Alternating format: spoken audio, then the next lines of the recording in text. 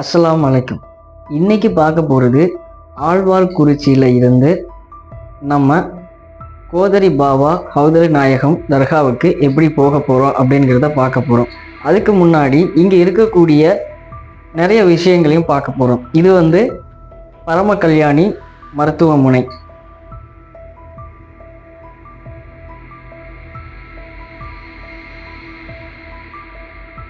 பரம Kalyani college view. இதெல்லாமே இந்த கிராமத்தில் இருக்கக்கூடிய இந்த கல்லூரி மூலியமாக நிறைய மாணவர்கள் நிறைய நலன்கள் பெற்றிருக்கிறாங்க. இது ரொம்ப நீட்டான காலேஜ். ஸோ இந்த காலேஜில் நிறைய பேர் படித்து பெரிய நிலைமையில் இருக்காங்க. இது ஸ்ரீ பரம கல்யாணி காலேஜ். அதுக்கப்புறம் இந்த வழியாகத்தான் நம்ம கோதரி பாபா ஹவுதரி நாயகம் அவங்களுடைய தர்காவுக்கு நம்ம பயணம் செய்யணும். இது ஒரு வழி. வேறொரு வழி பொட்டல்புதூர்லேருந்து நம்ம போகலாம். இது பொட்டல்புதூர்லேருந்து ஆழ்வார்குறிச்சியிலிருந்து வரக்கூடிய வழி. இங்கே இருக்கக்கூடிய இயற்கை சூழல் ரொம்ப பிடிச்சிருக்கிறதுனால இதை மக்களுக்கு கொண்டு போய் காட்டணும் அப்படின்னுங்கிற நோக்கத்தில் நான் இதை உங்களுக்கு காட்டுறேன்.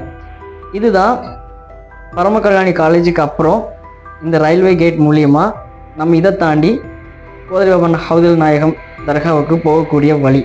இது ஆழ்வார்குறிச்சி ரயில்வே ஸ்டேஷன். இந்த இடத்துல இருந்து தான் அடுத்த பயணம் ஆரம்பமாகுது.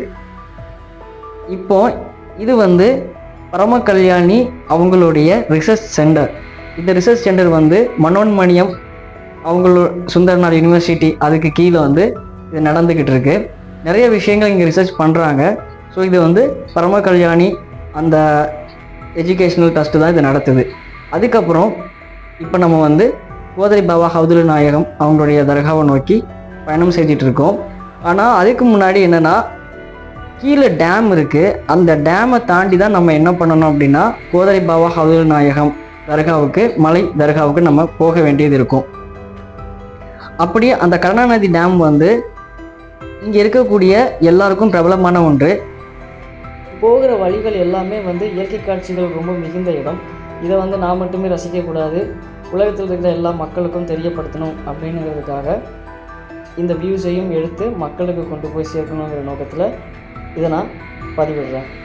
ஸோ அந்த சைட் போகும்போது நல்லா அந்த மலைக்கு பக்கத்தில் இருக்கக்கூடிய அந்த வீடையும் எடுக்கணும்னு தோணிச்சு. அதனால் இந்த வீடை நான் எடுத்துருக்கேன்.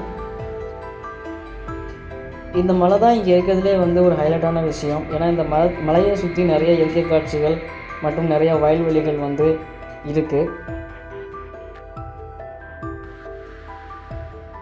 இப்போது இதான் மெயினான இடம். இங்கே லெஃப்டில் ரைட்டில் 2 ரோடு பிரியுது. இதில் ரைட்டில் தான் நம்ம மலை தர்காவுக்கு போகணும். ஸோ இப்போ அந்த வழியாக பயணம் மேற்கொள்கிறேன். இந்த இடத்துல இன்னும் அதிகமான முறையில் இயற்கை சூழல் அதிகமாக இருக்கும். மலைகளை பார்த்தாலே தெரியும். அந்த மலை பெருசாக அங்கே படர்ந்து இருக்கிறதும் அதை சுற்றி இருக்கிற இந்த வயல்வெளிகளும் ரொம்பவே அற்புதமான ஒரு காட்சி.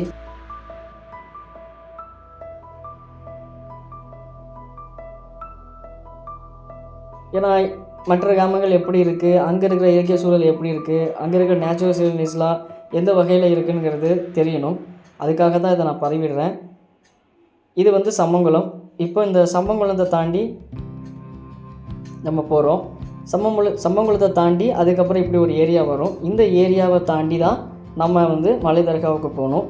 மலை தர்கா கடனாநதி டேமுக்கு மேலே தான் இருக்குது. கீழே டேமு, மேலே மலை. அந்த மலைக்குள்ளே போய் தான் நம்ம ஜியாரத்து செஞ்சு பாபாவை நம்ம பார்க்க முடியும்.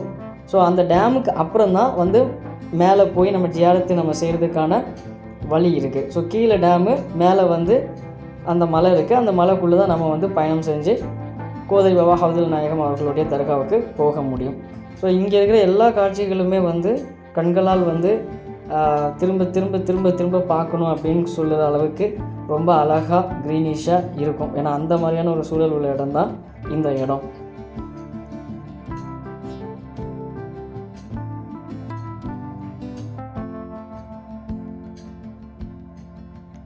அதிகமான வெயில் இந்த இடத்துல இருக்குது. ஏன்னா நமக்கே தெரியும் ரொம்ப வெப்பம் இருக்குது, அக்னி நட்சத்திரம் வரப்போகுது.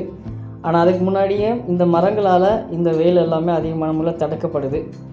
இப்போ நம்ம கடனாநதி அணைக்கு வந்தாச்சு. அந்த மலையை தான் நமக்கு காட்டி கொடுக்குது கடனாநதி அணைக்கு நம்ம வந்துட்டோம் அப்படின்னு. ஸோ இப்போ உள்ளே என்டர் ஆகிறோம். என்டர் ஆகி உள்ளே போய்கிட்டு இருக்கும்போது அங்கேயும் நிறைய இயற்கை காட்சிகள் நம்மளை சுற்றி இருக்கும். அப்போ தான் மலையுடைய ஃபுல் வியூவை நம்மளால் வந்து இன்னும் கிளியராக பார்க்க முடியும். இந்த இடத்துல தான் வந்து எல்லோரும் வந்து குளிப்பாங்க. இந்த இடத்துல இப்போ தண்ணி இல்லை, வெயில் அதிகமாக இருக்கிறதுனால தண்ணி இங்கே இல்லை. ஸோ டேம்லேயும் கொஞ்சம் தான் தண்ணி இருக்குது. இந்த இடத்துல எப்போவுமே தண்ணி போயிட்டே தான் இருக்கும். இந்த இடத்துல தான் எல்லோரும் வந்து குளிப்பாங்க. கிராமத்தில் இருக்கிறவங்க இங்கே வந்து குளிப்பாங்க. இப்போ மலையுடைய வியூ வந்து ரொம்ப அழகாக நமக்கு தெரியுது.